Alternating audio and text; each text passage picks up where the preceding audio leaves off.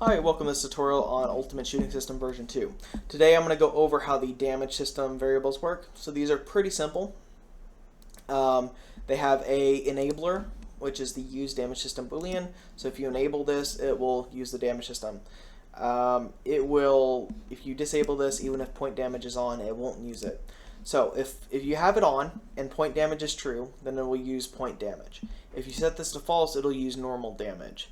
And the reason you would want to use point damage is if, say, you want to spawn decals on a skeletal mesh and have it move with it, this will handle that.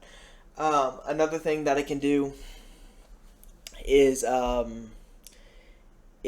give you like impact locations or hit results off damage. So let me show you what the what do you call it? Point damage. Receive point damage, event point damage. So these are all the data you can get off the point damage compared to just this. So that's why you would do it. You can even do like bone filtering for damage. So keep that in mind. Then you also have the base damage, which needs to be above 0.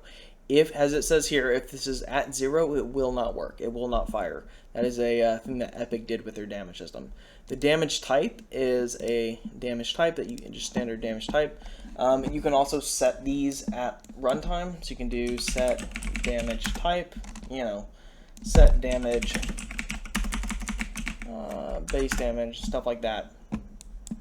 So you can do that and then call the projectile. So if you want to change the base damage on like a rifle compared to a shotgun, you can do that.